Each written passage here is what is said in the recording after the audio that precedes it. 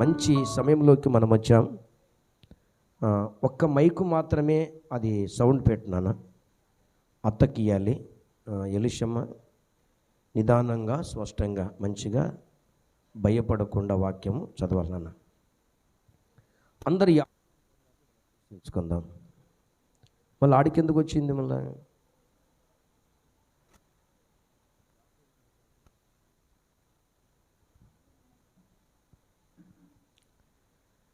యాకోబు గ్రంథాన్ని మనం తీసి ఉంచుకుందాం. అందరం కూడా యాకోబు గ్రంథాన్ని తీసి ఉంచుకుందాం. అందరు 3వ అధ్యాయం తీయండి. అందరు తీయాలి 3వ అధ్యాయం. యాకోబు గ్రంథము 3వ అధ్యాయాన్ని అందరం తీసి ఉంచుకుందాం. నాన్న చదువుతున్నప్పుడు అందరు కూడా దయచేసి ఆ మాటలు మీరు చూడాలి కదా, ఆ మాటలు చూడాలి.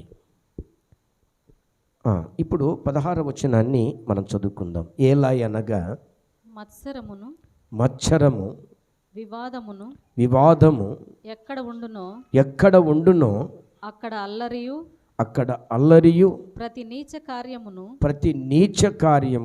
ఉండును. మంచి మాట. ఈ దినం అంశం లేదా పాఠం ఏదంటే నీచ కార్యములు ఎక్కడెక్కడ ఉంటాయి లేదా ఎక్కడ ఉంటాయి.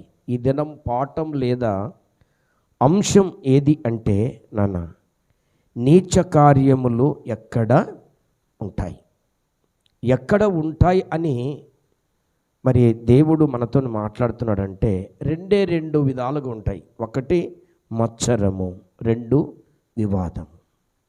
ఈ మత్సరము వివాదము ఎక్కడైతే ఉంటాయో, సంఘములో కావచ్చు, వీధిలో కావచ్చు, జిల్లాలో కావచ్చు, దేశంలో కావచ్చు, సంథింగ్ ఏ ప్లేసులు అయితే ఈ 2 వ్యక్తులను పరిపాలన చేస్తుందో, దేశాన్ని పరిపాలన చేస్తుందో, అక్కడంతా ఏముంటుందంటే నీచ కార్యం ఉంటుంది. ఆ నీచ కార్యము అందు దేవునికి ఇష్టం ఉండదు. ఆ నీచ కార్యముల యందు దేవునికి ఇష్టం ఉండదు. అయితే ఇంకొక మాట మనం చదువుకున్నాము నాన్న. 14వ వచనం పేపర్ మళ్ళీ ఇటు తిప్పండి. 14వ వచనము మనకు కనిపిస్తుంది. అయితే మీ హృదయములలో సహింపనలవి కాని మత్సరమును. చూడండి ఆ మాట ఎంత చక్కగా ఉందిరా. మొదటి పదములు ఏముంది చెప్పండి. మొదట చదువుకున్న పదములు ఏముందంటే ఏలాయనగా, అక్కడ స్టార్ట్ అయింది. ఇక్కడేమన్నాడు? అయితే. అబ్బా, ఏలాయనగా మత్సరము వివాదము ఉన్న చోట నీచ కార్యములు ఉంటాయి. నీచుడు, బా ఎంత నీచుడండి ఈ అబ్బాయి, ఎంత నీచురాలండి ఈ అమ్మాయి. చి అవునా? ఎప్పుడైతే మత్సరము నీలో ఉంటుందో, ఎప్పుడైతే వివాదము నీలో ఉంటుందో, నీవు నిజంగా నీచురాలివి, నీవు నీచుడవు. అది నేను అనడంలే. తండ్రి అయిన దేవుడు యాకోబులో నుండి ఈ చక్కటి మాటలు రాస్తున్నాడు. యాకోబు పత్రిక, అవునా కదా? అక్కడ మనం చూస్తే దేవుని యొక్కయు ప్రభు అయిన యేసుక్రీస్తు యొక్కయు దాసుడైన యాకోబు అన్య దేశముల యందు చేరియున్న 12 గోత్రముల వారికి శుభమని చెప్పి రాయునది. 12 గోత్రాలకు రాస్తున్నాడు. ఓ ఇశ్రాయేలు ప్రజలారా, మీలో మత్సరములు కానీ వివాదము కానీ మీలోనుంటే అది దేవునికి ఇష్టం కానివి. ఎంత బాధపడిపోతున్నాడు ఈ భక్తుడు యాకోబు గారు. ప్రియమైన దేవుని పిల్లలారా, ఈ దినాన్ని మనము చూద్దాం. సంఘములో ఈనాడు సంఘాలు ఇలాంటి నీచ కార్యాలు ఉన్నాయి. సంఘాలలో ఇలాంటి మరి వివాదాలు ఉన్నాయి. వివాదాలు ఉన్నందుకే సంఘాల అభివృద్ధి కావడం లేదు. ఈ మత్సరములు ఉన్నందుకే నాన్న మనిషిలో ఉన్న మనసు దేవుని పని విషయంలో అభివృద్ధి కావడం లేదు. మనిషి, ఈ భూమి మీద మనిషి అంటే ఆత్మ శరీరము 2 కలిగి దేవుని చేత సృష్టించబడిన ఈ సృష్టిలో, ఆయన చేతిలో సృష్టింపబడిన ఈ మనిషి కూడా ఎదగకపోవడం కారణం ఏంటంటే, ఒకటి మత్సరము, 2వది వివాదం. అయితే మీ హృదయములలో సహింపనలవి కాని సహింప నలవి కాని మత్సరము వివాదమును ఉంచుకొనిన వారైతే ఉంచుకొనిన వారైతే అతిశయపడవద్దు.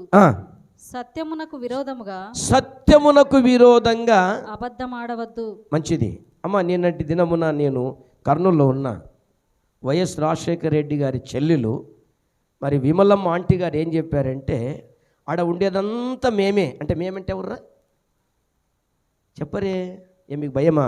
ఏం అంత దైవ సేవకులు ఉన్నారు. అయ్యా దైవ సేవకులారా, మీరు ఎప్పుడైనా అబద్ధం ఆడారా అని అడిగింది. ఒక ఆయన ఒప్పుకున్నాడా అబద్ధం ఆడాము అని. అంటే ఆమె ఏమైందంటే, ఇడున్న పాస్టర్లు అందరూ అబద్ధాలు ఆడితో లేనింది. ఎట్లా? ఒకటి ఉపయోగకరమైన అబద్ధం ఉందంట, ఒకటి హానికరమైన అబద్ధం ఉందంట. అటు ఎవరైనా బైబిల్లో ఆడారా? అబ్రామే. ఎవరు కదా మన పితరుడైనా అబ్రామే, భార్యను పట్టుకొని చెల్లెలు. కానీ అది పరమార్థం చూస్తే నిజంగా ఆత్మానుసారంగా ఆలోచన చేస్తే ఆమె చెల్లెలే. ఇట్లా కొన్ని బైబిల్లో అక్కడక్కడ కొన్ని ఉన్నాయండి, అక్కడ ఉన్నాయి అని చెప్తూ ఆమెను ఎవరైనా ప్రసంగానికి పిలిపిస్తే, విమలారెడ్డి ఆంటీ గారిని ఎవరైనా ప్రసంగాన్ని పిలిపించే, ఆంటీ గారు మీరు 11 గంటలకు రండి, కానీ విశ్వాసులు ఎన్ని గంటలకు రమ్మంటారంట? 10 గంటలకే రమ్మంటారంట. ఇదేంటండి? నన్నేమో 11 గంటలకు రమ్మంటారు, విశ్వాసులను అయితే 10 గంటలకు రమ్మంటారు. ఇది అబద్ధం కాదా? నన్ను కూడా అప్పుడే రమ్మనండి. నేనేం ఎవరి కోసం చూడొద్దు. సంఘములా వాళ్ళు రాలేదని, వీళ్ళు రాలేదని, వీళ్ళు వస్తే బాగుండదని. దేవునికి కావలసింది, దేవుని సంఘానికి కావాల్సింది ఏదంటే 2-3 వచ్చే చాలు. ఏం సంఘం అంటే ఏమి, వేలు వస్తే ఏమి ప్రయోజనమా? లేటుగా వచ్చేటోళ్ళు దేవునికి సంబంధులా అని దైవ సేవకులను గద్దించింది. అక్కడ అనేక మంది విశ్వాసులను కూడా ఆమె లో ఉండి దేవుడు గద్దించారా కదా. నాకు చాలా అందుకోసమే ఎవరి కోసం మనం చూడకూడదంట. వచ్చారు పోతే పోయారు. ఆ దినాన దేవుడు సైతాన్ గడ వాళ్ళకి ఏదైనా పని పెట్టింటాడు, ఆ పనితో పాటు వెళ్తారు. దేవుని పని మానుకొని వెళ్ళింటారు, మనమే చేద్దాం. కానీ కొందరు ఉద్యోగంలో ఉన్నటువంటి వారు ఆత్మ ఇక్కడ ఉంటుంది కానీ శరీరం అక్కడ ఉంటుందంట. అదే ఈరోజు నా ఉద్యోగం వల్ల నేను ఈ పనిలోకి వచ్చాను, ఎందుకు నాకు ఈ పాడు జీవితం అని బాధపడి కుర్చీలో కూర్చొని వేదన పడేటువంటి మరి తమ్ముళ్ళు కూడా ఉంటారు నాన్న. వాళ్ళని కూడా మనం గుర్తు చేసుకోవాలనింది. వాళ్ళు ఏంటంటే వారి పనిని బట్టి రాలేకపోతారు, అది ఇంకా వాళ్ళ కర్తవ్యం అని చాలా బాధపడుతూ మాట్లాడింది. ప్రేమైన దేవుని పిల్లలారా, అన్ని కలిగి మందిరానికి రాని వారు చాలామంది ఉంటారంట. అవునా? మనం దేవుని వాక్యంలో మనం చూస్తే దేవుని వాక్యంలో మనం చూస్తే కదా, అయితే నీ హృదయములో ఏముందంటమ్మా? అబ్బా దేవుని సహింప నలవి కానీ అంటే ఇంక ఎన్నెన్నో తెలియదు కదమ్మా. ఇంకా చాలా ఆడ కింద పుట్టినట్లు ఉంటుంది అనుకుంటాను. ఆ 14వ అధ్యాయంలో సహింపలవి కానివి ఏముందిరా? చేదంటే అర్థం ఏంటి? దేవుని దృష్టిలో చేదు. ఒక ఆమె అనింది కదమ్మా, మంచి సంసారికురాలై మంచి 2 కొడుకులు, భర్త, సమృద్ధి. అరే సమృద్ధి అంటే ఏంద్రా? సమృద్ధి అంటే ఏంద్రా? అన్నీ కాదురా నాన్న, భర్త, భార్య, పిల్లలు, ఇది సమృద్ధి. సమృద్ధి అంటే ఏదో మనం చేసుకున్న అన్నము ఆహారం ఇవ్వాలన్నా అవెల్లుండి పిల్లలు లేకపోతే దాని ఆ మాట పెద్ద మనిషి అన్నాడు కదా బైబిల్లో. పెద్ద మనిషి మన పితరుడు, విశ్వాసులకు తండ్రి, దేవుని స్నేహితుడు అబ్రహాం గారు ఏమన్నారు? సమస్తం ఇచ్చావు కానీ నాకు సంతానం లేదండి, ఏం జనికి వల్ల అని. ఇవాళ పనికిరానివి అని. అవునా కాదా? ఎవరేమైనా ఎక్కడైనా ఏ పనికి వెళ్ళినా వచ్చి డాడీ మమ్మీ అంటే తెలుసా, ఆ మన శ్రమంతా కూడా దగ్గర తీసుకుని వాడిని ఎత్తుకొని ముద్దాడే లోపల మనము కష్టపడిన కష్టము, ఆ శ్రమ, ఆ అనుభవం అంతా కూడా ఏమైపోతుందంటే బయటికి వెళ్ళిపోయి పిల్లోని ఒళ్ళ కూర్చోబెట్టుకొని చక్కగా నైనా స్కూల్కి వెళ్ళింటారా, ఏం రాసుకుంటూ ఏం కథ అని చెప్తూ ఆ చిలుకు పలకలు పలికే కొడుకుతో లేకపోతే బిడ్డతో చక్కగా ముచ్చటించే అన్ని బాధలు వెళ్ళిపోతాయి. అవునా కాదా? చేదు జీవితం అంత సమృద్ధి కలిగి వెళ్ళింది. అయ్యా నన్ను నయోము అనొద్దండి. నయోము అంటే మధురము. మారానండి, నన్ను మారానండి, నేను చేదండి. అసలు ఆమె అనే మాట నాకు నచ్చంది. ఒక మాట ఏంటంటే, దేవుడే నాకు అన్యాయం చేశాడంటే నాకు ఇది నచ్చలే. దేవుడు అన్యాయం చేశాడా? ఎంత అన్యాయం అండి ఈ మాట. ఆమె ప్రజలతో ఉంటుంది ఆ మాట, అవునా కాదా? దేవుడు ఎవరికి ఎప్పుడు అన్యాయం చేయడు నాన్న, మనం అన్యాయం చేసుకుంటాం. చూడు, ఒక మాట మనం ముందుకు వెళ్ళిపోదాం. ఈ దినం ఒక్కరి గురించే నేర్చుకుందాం. ప్రభుత్వం మీద నెక్స్ట్ ఇంకొకరి గురించి సమయం లేదు కనుక చూడండి, 2 రాజుల గ్రంథం 5వ అధ్యాయం నాన్న, 2 రాజుల గ్రంథం 5వ అధ్యాయం 22వ వచనాన్ని మనం చూసుకుంటే, 22వ వచనాన్ని మనం చూసుకుంటే, నా యజమానుడు నా చేత వర్తమానము పంపి ప్రవక్త శిశువులలో ఇద్దరు యవ్వనులు ఎఫ్రాయిం మాన్యము నుండి నా యొద్దకు ఇప్పుడే వచ్చిరి గనక నీవు వారి కొరకు 2 మనుగుల వెండియు 2 దుస్తుల బట్టలను దయచేయమని సెలవిచ్చుచున్నాడనెను.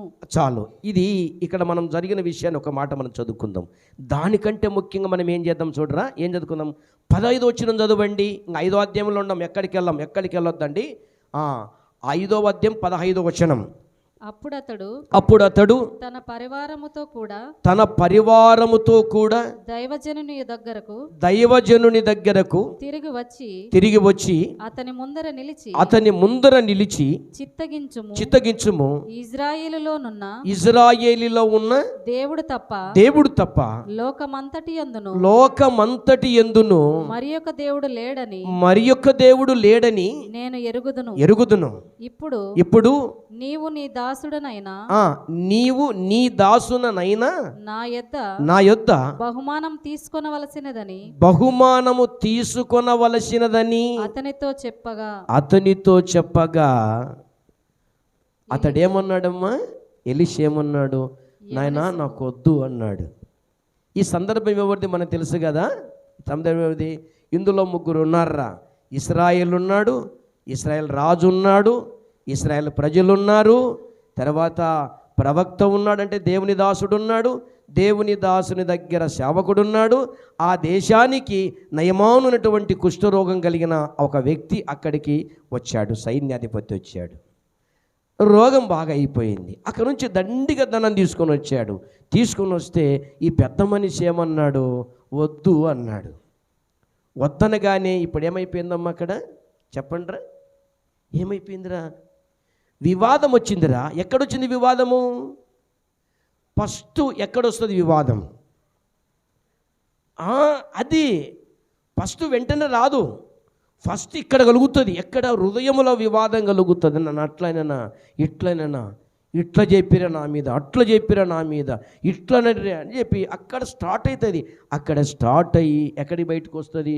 ఇక్కడ బోరింగ్లో నీళ్లు కొడితే గొట్టములు వచ్చినట్టు నోట్లో వచ్చేది, అవునా కదా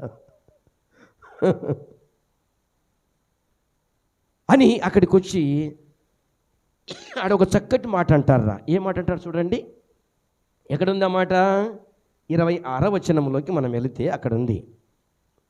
26వ వచనమున చూడండి, 26వ వచనం చదవండి. అంతట ఎలీషా వానితో ఆ మనుష్యుడు, దానికంటే ముందు ఒక మాట ఉందిరా.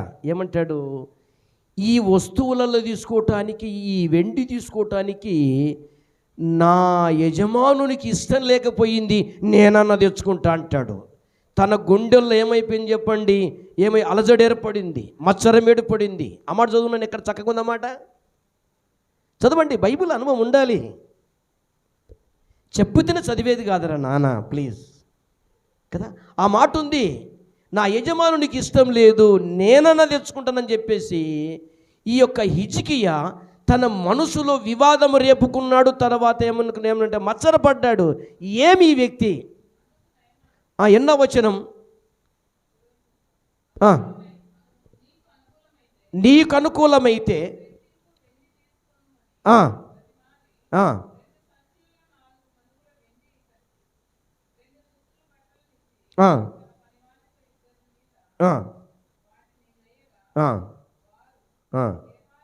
అది కాదు. ఈ గేహాజీ అనుకుంటాడు అవి తెచ్చినప్పుడు. ఎలీషా ప్రవక్తకు తీసుకోవడానికి ఇష్టం లేదు కనుక నేను తీసుకుంటాను ఆ మాట మాట్లాడుతూ ఉరుకుతాడు. ఇంకా ఎక్కడ ఈ 22వ వచనంలో ఉరుకుతాడు. అతడు లోపలికి పోయి తన యజమానుని గేహాజీ ఎచ్చట నుండి వచ్చితివని నీ దాసుడనైన నేను చాలు ఎచ్చటికి పోలేదనెను, ఎచ్చటికి పోలేదని 5వ అధ్యాయము 2 రాజుల గ్రంథము 5వ అధ్యాయము. మరి దేవుని వాక్యములు మనం చూస్తే అప్పుడు అతడు తన పనివారితో కూడా దైవజనుడి దగ్గరికి తిరిగి వచ్చి అతన్ని ముందర నిలిచి, చిత్తగించుము, ఇశ్రాయేల్లో ఉన్న దేవుడు తప్ప మరి ఏ దేవుడును అన్నట్టు మాట మాట్లాడుతూ 16వ వచనం అనుకుంటాను. 16వ వచనం, ఎవని సన్నిధిని నేను నిలవబడి ఉన్నానో ఇజ్రాయేలు దేవుడైన ఆ యెహోవా జీవము తోడు నేనేమీ తీసుకొనను అని చెప్పెను.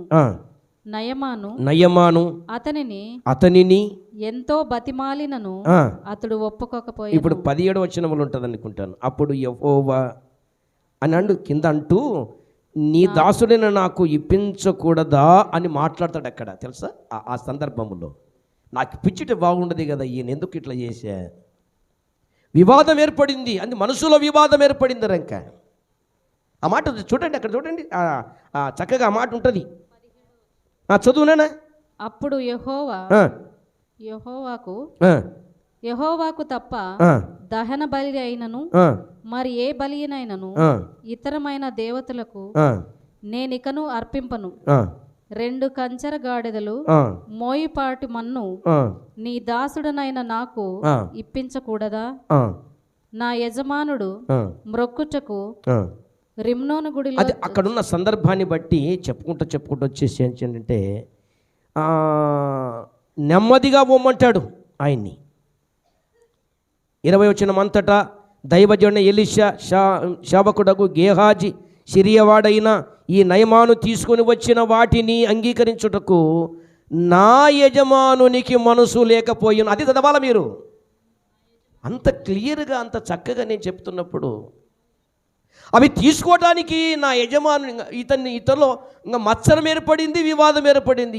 ఏమి ఈ వ్యక్తి ఇట్లా చేస్తాడు, మనం ఏమన్నా ఆయనది బలవంతంగా తీసుకుంటున్నామా, ఆయన్నే తెచ్చిస్తానంటే ఎందుకు ఈయన తీసుకోడని గేహాజులో వివాదము మత్సరం ఏర్పడింది కదా నాన్న.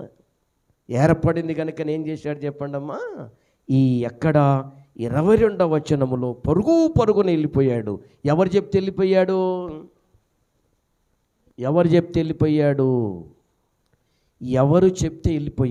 నాన్న రే, వాక్యము లోతైంది.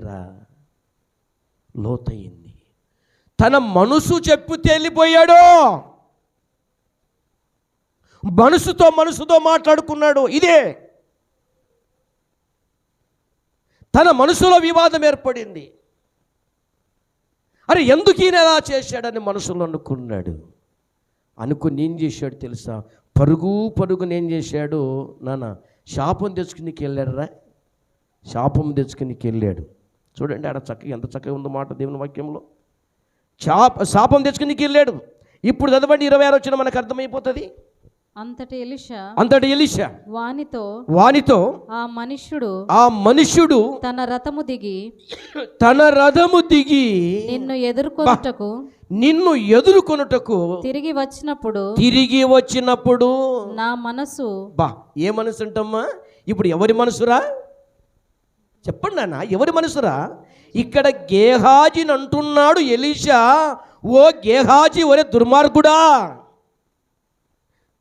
అది పాపి సొమ్మురు, అది విగ్రహారాధన కూడుతున్న సొమ్మురా, మన సంపాదన కాదురా అది, దాన్ని మనం వద్దురా, తీసుకోవద్దురా అని నేను చెప్పి వెనక్కి పంపించేసినాను.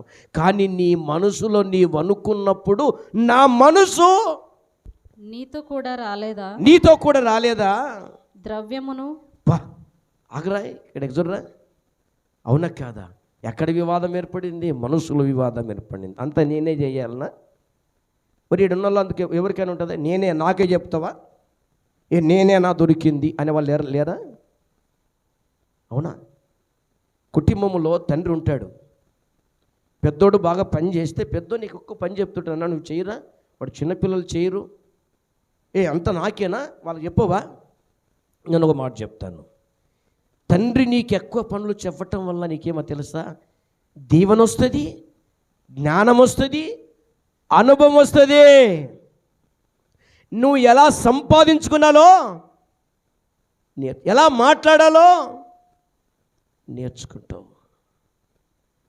అక్కడ ఉన్న మాటల్లో మనం చూస్తే పరమార్థము, మనుషుల్లో అలజడి అలజడి అలజడి అలజడి. అరే పాయ అబ్బా, వెండివాయ వెండివాయ, దొరికిందివాయ దొరికిందివాయ. వెళ్ళాడు, నీతో పాటు నా మనసు రాలేదా అంటాడు. చాలా ఆయన ఎవరు తెలుసా?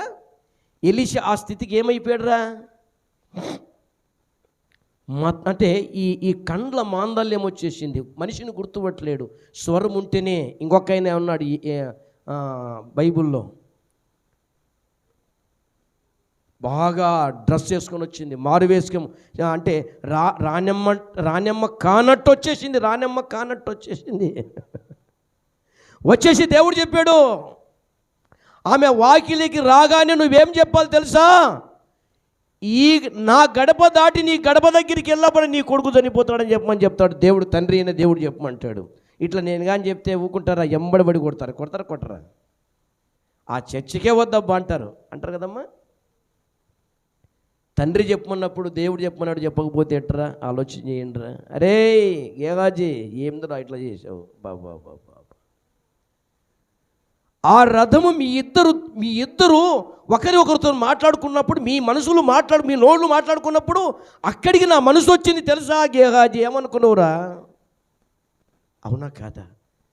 ఎంత చక్కగా మాట్లాడారా దైవ సేవకుడు ఎలీషా గారు, చక్కగా మాట్లాడాడు. ఆ కింద చదువమ్మా, ఎంత చక్కగా మాట్లాడుతాడో చదవాలి. ద్రవ్యమును, వస్త్రములను, ఒలీవల చెట్ల తోటలను, ద్రాక్ష తోటలను, గొర్రెలను, ఎడ్లను, దాసీలను సంపాదించుకొనుటకు ఇది సమయమా? అంతే కదండి. ఇప్పుడు చాలా మంది లేరండి, ఒక పార్టీ నాయకుడు పోయినట్టు కదా నాన్న, మిషన్ గన్లు వెనకమ్మడి. మరి మాకు శత్రువులు ఎవరు ఉంటారా? మా శత్రువు అంతా ఎవరు చెప్పండి? ఆ సాతానుడే.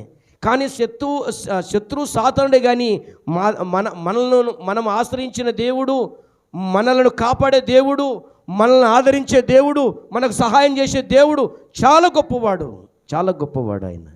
వాని చేతుల్లో పడకుండా కాపాడగలిగిన మంచి సమర్థత కలిగిన ఈ సృష్టికర్త, ఆ సృష్టిలో ఒక్కడు ఆ సాతానుడు. వాడికి ఏం తెలుసు, ఏమొస్తుందో చెప్పండి? ప్రేమన దేవుని పిల్లలారా ఆలోచన చెయ్యండి కదా. ఇవాళ సంపాదించుకోవటానికి ఇది సమయమా?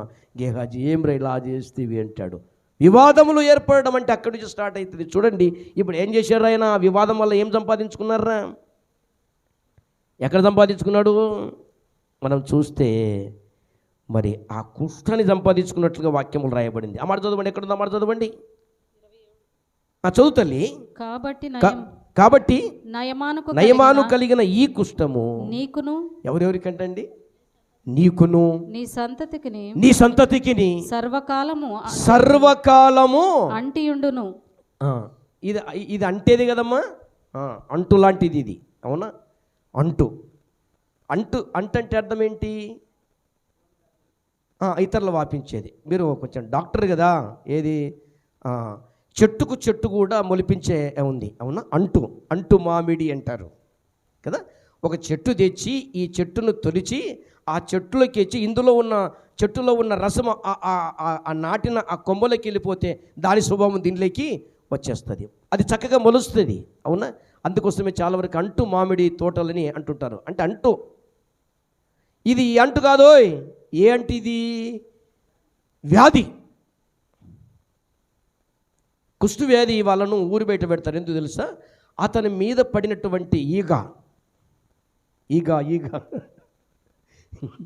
ఈ ఈ ఈగ ఆ వ్యక్తి మీద వాళ్తే ఏమైపోతుందో చెప్పండి. అంతే. అవునా? మొన్నటి ఎట్లా వాపించింది? హచ్చే అబ్బా ఎడుతుమ్మలట, ఎడుతుమ్మలమ్మా హచ్చే ఇడికేవా. ఇంకా కొందరైతే బట్ట పెట్టుకొని పొర్రపాటున, అంటే జరిగిపోయిన దినాల్లో పొర్రపాటున ఎవరు తగ్గినా చెప్పండమ్మా, ఎవరు తగ్గినా ఎవరు దుమ్మినా చెప్పండి. ఇంకంతే. అంటే అర్థం భయం. అదేమో ఈగ ద్వారా వ్యాపించేది, ఇదేమో వెరీ గుడ్, వెరీ గుడ్, నీకు 100 మార్కులు నీకండి, బాగా వింటుండు. ఇది గాలి ద్వారా వ్యాపించేది, ఇది ఎక్కువనా అది ఎక్కువనా? అంతే కదరా. ఇది ఎవరు సృష్టించారు? దేవుడు రా. గాలిని సృష్టించింది దేవుడు, ఈగను సృష్టించింది కూడా దేవుడే. కానీ అదంత స్పీడ్గా వెళ్ళలేదు. అది ఆడంగొచ్చని అట్ట కొడుతుంది, పక్క వెళ్ళిపోతుంది. కానీ గాలిని కనిపించదురా. గాలి కనిపించకుండానే ఎక్కడికి వెళ్ళిపోతుంది? నీ ముక్కులే పోయింటుంది. కొన్ని సిమ్టమ్స్ పెట్టారు కదా, ఈ కరోనాకు వస్తే గొంతులు ఏమవుతుంది, ముక్కులు ఏమవుతుంది, నీ శరీరం ఏమవుతుంది, వాసన ఏమవుతుంది, ఇవల్ల చెప్పాడు. అవునా కదా? ఇక్కడ వ్యాపించింది. నీకును నీ పిల్లలకును నీ సంతానానికి కారణం ఏంటి? వివాదం, వివాదం, వివాదం, వివాదం. ఇది తెలియని వివాదం రా. ఇది ఎవరికి తెలియదు ఈ వివాదము. ఒక హిజ్కియా అంటే ఈ వ్యక్తికి తెలుసు. ఎవరికి తెలుసు అంటే గెహాజీకి తెలుసు. ఈ వివాదము తన మనసుకు తెలుసు. ఈ వివాదము ఆత్మాస్వరూపి కలిగినటువంటి దేవుని దాసుడైన ఎలీషా గారికి తెలుసు. అందుకే నీతో పాటు నా మనసు రాలేదా? గెహాజీ ఏంటన్నా ఇట్లాంటి పనులు చేసేవాడు? ఆయన శాపం పెట్టక తప్పదు. పెట్టాడమ్మా? పెట్టేశాడా? ఎక్కడ పెట్టాడు శాపము? ఎన్న వచనంలో పెట్టాడు? 20 పెట్టేసేసాడు. ఇంకా ఏం పెట్టేశాడు చెప్పండి? నీకును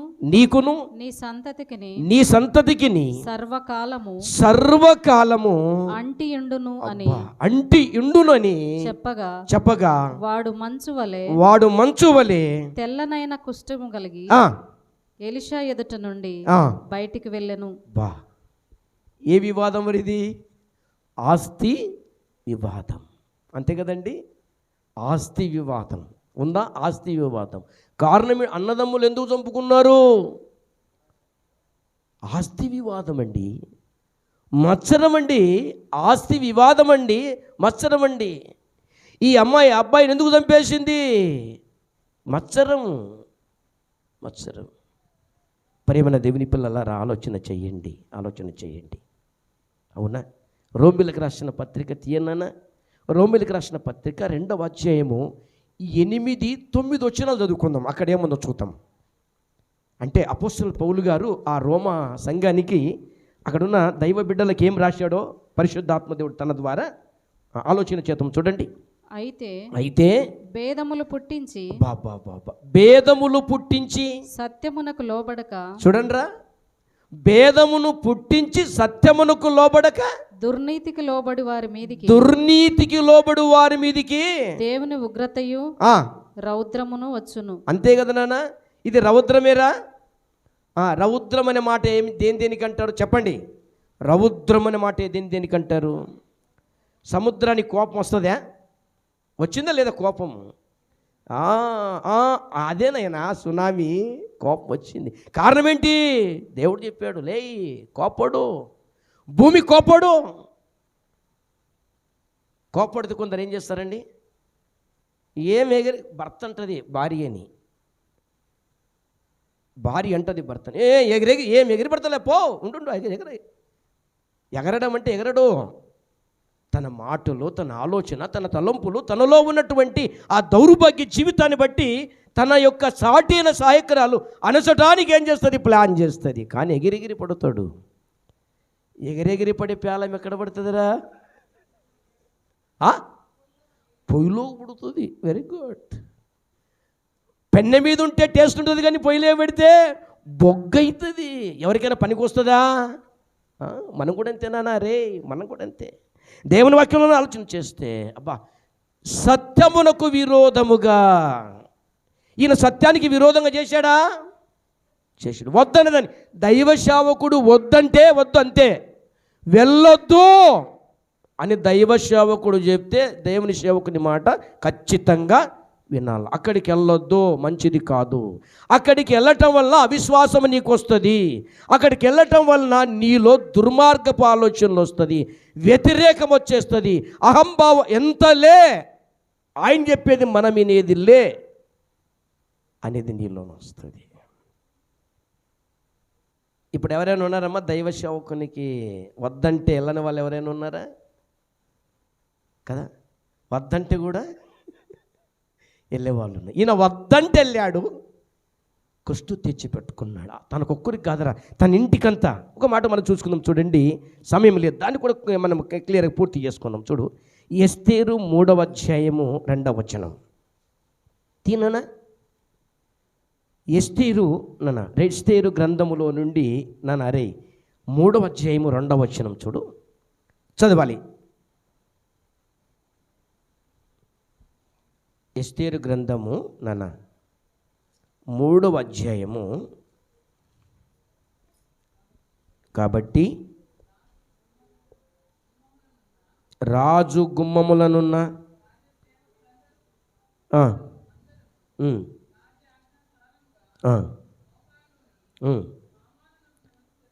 చాలు. ఇక్కడ బాగినండి. ఇక్కడ కూడా ఎవరున్నారంటే అది బాగినండి. బానిసలుగా వెళ్ళినటువంటి అహస్రోయస్ యొక్క పరిపాలనలో యూదులు ఉన్నారు, అంటే ఇశ్రాయేలీలు ఉన్నారు, అందులో కొంతమంది జనం ఉన్నారు. ఆ జనములో ఈ యొక్క హామాను అనేటువంటి ఈయనకు ఒక మంత్రి పదవి వచ్చింది. ఈయన ఎప్పుడొచ్చిన ఏం చేయాలి చెప్పండి? ఏం చేయాలరా? అందరూ లేచి నమస్కారం చేసి కూర్చోవాలి, అవసరమైతే సాష్టాంగ నమస్కారం చేయాలి. అందులో ఒక మొర్దెకై అనేటువంటి యూదుడు ఉన్నాడు. ఆయనకి ఇష్టం ఉండదు, వాళ్ళు దేవుని తప్ప ఎవరికి నమస్కారం చేయరు, అది తప్పు. అన్యునికి నమస్కారం చేయరు, మీకు తెలుసో తెలియదు, అది రియల్. ఎందుకో వాళ్ళకున్న ఆ దేవుడు చెప్పినటువంటిది ప్రేమించాలి కానీ నమస్కారం చేయొద్దు అంటే దేవుని కంటే ఎక్కువ ప్రేమి. అందుకోసమే నాకంటే ఎక్కువగా మీరు ఎక్కువ ప్రేమించు. ఒక ఆయన కదా బైబుల్ అర్థం తేలక దేవుడు చెప్పాడే, అది చెప్పాడు, ఇది చెప్పాడు అన్నాడు. ఆడున్న మాట ఏంటంటే దేవుని కంటే ఎక్కువగా మనము వారిని మొక్కకూడదు, మనిషిని మొక్కకూడదు అన్న మాట అక్కడ పరమార్థం. అక్కడ ఏం చేశాడు? ఆయన వంగనందుకు ఇట్లా వంగి నమస్కారం చేయాల. అట్లా వంగనందుకు ఈ హామాను కోపం వచ్చి వీళ్ళని చంపాలని ప్లాన్ చేస్తాడు. ఎక్కడ? 5వ వచనముల చూడండి, 5వ వచనముల ఇక్కడ వివాదం ఏర్పడింది. ఇంకా మొర్దెకై వంగకయు నమస్కరింపకయు ఉండుట హామాను చూసినప్పుడు బహుగా కోపగించి మొర్దెకై ప్రాణము మాత్రము తీయుట స్వల్ప కార్యమని ఎంచి మొర్దెకై యొక్క జనులు ఎవరినైది తెలుసుకొని అహస్వేరోషు యొక్క రాజ్యమందంతట నుండి బాగా చాలన. అంటే ఇప్పుడు ఏం చేశాడు? యూదులనందరినీ చంపాలని ప్లాన్ చేశాడు. ఎవరు? ఈ హామాను. ఎవరినమ్మా?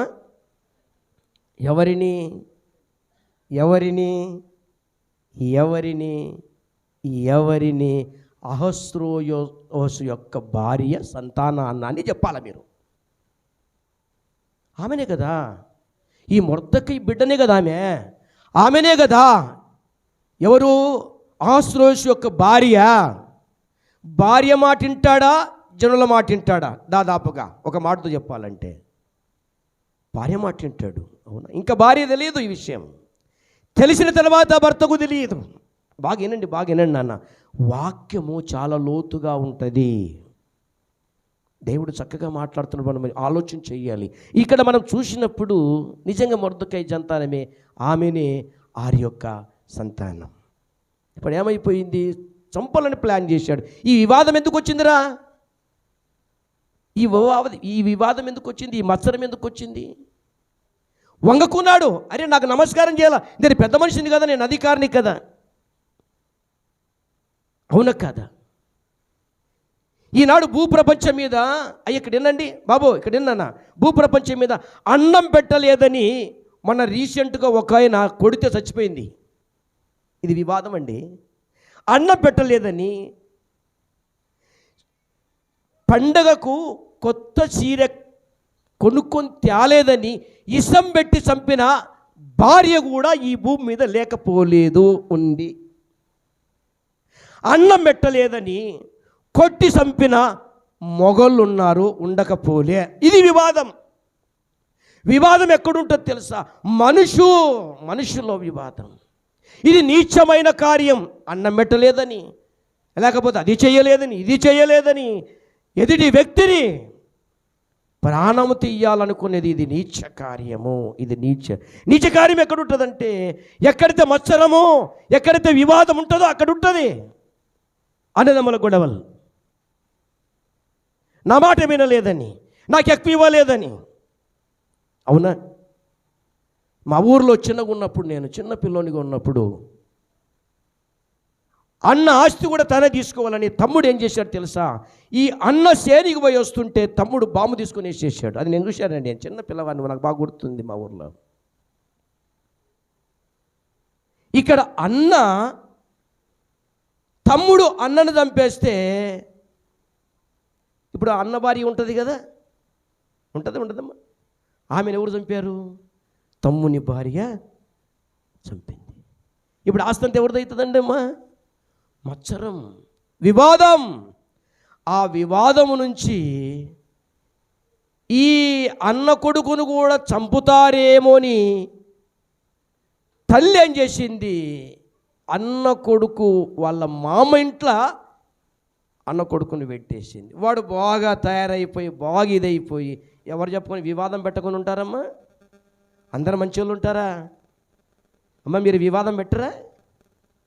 మీరు వివాదం పెట్టుకోరా?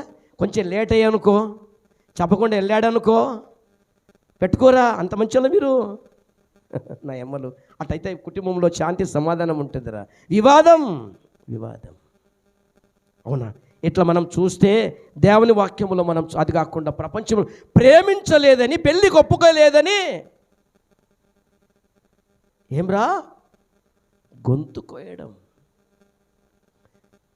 ఒక అమాయకమైనటువంటి ఆలోచన, అమ్మాయే అబ్బాయిని చంపిందని ఇంతకుముందు కదా, అమ్మాయే నిన్ను ప్రేమిస్తారా, నిన్ను పెళ్లి చేసుకుంటారని పిలిచి ఏం చేసినట్ట కత్తి తీసుకొని పొడిచి, ఇట్లా రకరకాలుగా ఉన్నాయి. ఇదెలా వివాదాలు రా. మత్సరము. ఎక్కడైతే వివాదం ఉంటుందో అది నీచ కార్యం. భర్తను కొట్టిందంట, భర్తను తిట్టిందంట, వాడే మనిషి భార్యను బజార్లో కొట్టాడంట, వాడి మనిషే వాడు అంటూ ఒక మాట అంటారా పెద్దలు. ఏమంటారు? రే, భార్యను కొట్టిన ఒకెత్తు, గట్టి చెప్పండి అమ్మా, కుక్కను కొట్టిన అంటే అంత అమాయకం ఎందుకు కొట్టివరా? అవునా కాదా? ఈ నీచ కార్యం ఉంటుందిరా కదా. ఎన్నిసార్లు బోధ విన్నా, ఎన్నిసార్లు బైబుల్ చదివినా ఇది పోవడం లేదురా. కారణం ఏంటంటే ఈ మత్సరము, వివాదం మనుషుల్లో ఇదైపోయింది. తల్లి ఆస్తి ఇవ్వలేదని తల్లిని చంపినటువంటి వాళ్ళు పోయిన సంవత్సరం నేను చూశాను, పేపర్లో చూశాను. తల్లి ఆస్తి ఇవ్వలేదని ఏం చేశాడు? కొడుకు తల్లిని నరికి పడేసాడు. ఇది వివాదం కాదా? కారణం అందులో రెండు ఉన్నాయి. ఒకటి మత్సరం, ఒకటి వివాదం. ప్రియమైన దేవుని పిల్లలారా, ఇక్కడ కూడా అది జరిగింది. ఎక్కడ? ఇప్పుడు సీదగా మనము రే ఎస్తేరు గ్రంథం 3వ అధ్యాయం 6వ వచనం చదువునానా? ఎస్తేరు గ్రంథం 3వ అధ్యాయం 6వ వచనం. మొర్దెకై ప్రాణము మాత్రము తీయుట స్వల్ప కార్యం అనుకొని ఎంచి మొర్దెకై యొక్క జనులు ఎవరైనది తెలుసుకొని అహష్వేరోషు యొక్క రాజ్యమందంతటి నుండి మొర్దెకై స్వజనులకు యూదులందరినీ సంహరించుటకు ఆలోచించెను. చాలు, ఇంకా చంపేస్తాను. వివాదం వచ్చేసిందిరా. అవునా కాదా? వివాదం వచ్చేసింది. ప్రేమైన తల్లులు, అరే చెల్లెళ్ళు విన్నర్రా, వివాదం మంచిది కాదురా కదా. వివాదం మంచిది కాదు. వివాదం వలన మనసుకు ఏమవుతుంది నాన్న? మరి నెమ్మది ఉండదురా, శాంతి ఉండదురా, సమాధానం ఉండదు. అవునా కదా? వివాదం నీ మనసులోకి వచ్చిందంటే కదమ్మా, నిన్ను మంచిగా ఉండనీయదు, నీ నోటికి బూతులు రానిస్తుంది, నీ ఆలోచన చెడగొడుతుంది, అవసరమైతే నిన్ను నీవు పాడు చేసుకోవటానికి ఆస్కారం అవుతుంది. అదే యూదలాగా యేసుక్రీస్తు కాలములో సజీవుడై ఉన్నప్పుడు, యేసు ప్రభుల వారు శరీర ధైర్యం ఉన్నప్పుడు ఆ వివాదం కూడా ఆయనకి ఏర్పడింది. అవునా కాదా? ఇప్పుడు మనం ఇదంతా దేని నుంచి వస్తుంది? రే బాగినరా, ఇది దేని నుంచి వస్తుందని వాక్యం మనం అడిగితే, దేవుని అడిగితే దేవుడు చెప్పిన సమాధానము 1 కొరింథీయులకు రాసిన పత్రిక 3వ అధ్యాయము 3వ వచనములో మనకు సమాధానం ఉంది. ఇదంతా దేని నుంచి వస్తుంది? మీలో అసూయయు కలహమును ఉండగా మీరు శరీర సంబంధులు బాగినర్రా, మీరు శరీర సంబంధులై మనుష్య రీతిగా నడుచుకునేవారు కారా? అబ్బా రే, మత్సరము వివాదము ఎవరి నుంచి వస్తాయంటవి? శరీరములో నుంచి హృదయములోకి వచ్చేస్తాయి అవి. అవునా కాదా? మీరు శరీరులు కారా? ఇప్పుడు ఏం చేస్తారు చెప్పండి? మా వాక్యములో అదే కొరింథీయులు ఏమంటాడు? శరీరానుసారులు శరీరం గురించి ఆలోచన చేస్తారు, ఆత్మానుసారులు ఆత్మ గురించి. అవురా, ఇది సత్యం నాన్న, దేవుడు చెప్పింది కరెక్ట్ మాట ఇది. మళ్ళీ మీరు ఆత్మానుసారుల శరీరానుసారుల ఉపాధి నాకు నేను మీకు మీరు ప్రశ్నించకండి. ఎప్పుడైతే నీచ కార్యం ఎక్కడుంటుందో అక్కడ వివాదము, తర్వాత మరి మత్సరములు ఉంటుంది. అవునా? ఈ ఇద్దరిని మనం చూసుకున్నాం, ఇద్దరిని చూసుకున్నాం. ఒకరి ఆలోచన చేయండి. అది ఉండకుండా ఉండాలంటే నీలో ఏముండాలంటే ఒరే, ఆత్మను అనుసరించే ఒక మంచి విశ్వాసిగా ఈ భూలోకములో నీవు ఉండాలి. దేవుడు అడిగేది అదే. అవునా కాదా? ఆయన మనుషుల వివాదం పెట్టుకొని కుష్టు తెచ్చుకున్నాడు. ఈ హామాను వివాదము మత్సరం పెట్టుకొని ఏం చేశాడు? ఏదైతే మొర్దెకైకి ఉరికొయ్యను ఏర్పాటు చేశాడో చివరకు అదే ఉరికొయ్య. ఒక మాట ఉంది లోకములో, పెద్దలు చెప్పిన మాట, ఒక మాట ఉందిరా, చెడపకురా. వెరీ గుడ్, చక్కని తల్లులరా మీరు, వాక్యం బాగా వింటారు మీరు, దేవుడు మీరు దీవించును గాక. చెడపకురా చెడేవు. అవునా కాదు నాన్న? హామాను చెడపాలనుకున్నాడు, చెడిపోయాడు. వివాదముతోనే చనిపోయాడు, మత్సరముతోనే చనిపోయాడు. కానీ మొర్దెకయ్య దేవునికి ఇష్టడు, తన మనసులో ఏది లేదు, కల్మషం లేనివాడు కనుక దేవుడు తనను కాపాడాడు, కరుణించాడు, గొప్పవాడిగా చేశాడు. వాడు చచ్చాడు, ఈయన మంత్రి అయ్యాడు కదమ్మా. ఆయన పదవి బాగినండి, ఆయన పదవి పోయి ఆయన పదవిలోకి వచ్చేసింది. అవునా కాదా? మన కూడా అంతే కదరా. ఇక్కడ గేహాజీ కూడా అంతే, పదవి పోగొట్టుకున్నాడు, బయటికి వెళ్ళిపోయాడు, కుష్ఠరోగంతో బయటికి వెళ్ళిపోయాడు. తన కుటుంబానికి కుష్ఠుని తెచ్చిపెట్టాడు. వివాదం. ఆ మాట చదువుకుని మనం ముగించుకుందాం. చూడండి, మొదటి వాక్యములోకి రండి. యాకోబు గ్రంథం 3వ అధ్యాయము 16వ వచనం మనం చూస్తే, ఏలాయనగా, ఎంత చక్కటి మాట, ఏలాయనగా మత్సరములను వివాదము ఎక్కడుండునో అక్కడ అల్లరి, ప్రతి నీచ కార్యమును. అంతే కదన్నా, అల్లరి ఉంది ఇక్కడ అల్లరి అయిపోయింది మొత్తం టోటల్గా. దేశమంతా అల్లరైపోయింది. యూదులను చంపుతాడంట. అస్సలకి అల్లరి. ఇప్పుడు ఈనాడు కూడా ఏం చేస్తున్నాడు? క్రైస్తవులను ఏం చేయాలండి? చంపాలంటే క్రైస్తవుల దేవుడు ఊకుంటాడా? ఏమ్మా, ఊకుంటాడా? ఊకుంటాడు, చూస్తాడు, సున్ననాలు చూస్తాడు. అవునా కాదా? ఆయన ఖచ్చితంగా ఏం చేస్తాడు? ఆధారంగా నిలుస్తాడు. ఎంత కదండి. అబ్బా, ఆ గేహాజీ తనలో తాను ఆ అలజడి లేపుకున్నాడు, కుటుంబానికి లేనిపోని రోగాలు తెచ్చిపెట్టాడు. ఎంత భయంకరం అండి, ఎంత భయంకరం. మనలో ఆ వివాదాలు ఉండకూడదని దేవుడు చెప్తాడు కదమ్మా. వివాదాలు ఏమంట? సత్యమునకు లోబడకపోతే మనకి ఇలాంటివే జరుగుతాయి నాన్న. కళ్ళు మూసుకుంటే ప్రార్థన చేసుకుందాం. కళ్ళు మూసుకుంటే ప్రార్థన చేసుకుందాం. అందరు కళ్ళు మూసుకండి, ప్రార్థన చేసుకుందాం. వివాదం, నీలో వివాదం ఉందా? నీ శరీరం నీకే వివాదంగా అయిపోతుంది నాన్న. అరే, వివాదం నీలో వద్దు, మత్సరము నీలో వద్దు, వివాదంతో నువ్వు నిండొద్దు. ప్లీజ్ దయచేసి కళ్ళు మూసుకుంటే ప్రార్థన చేసుకుందాం.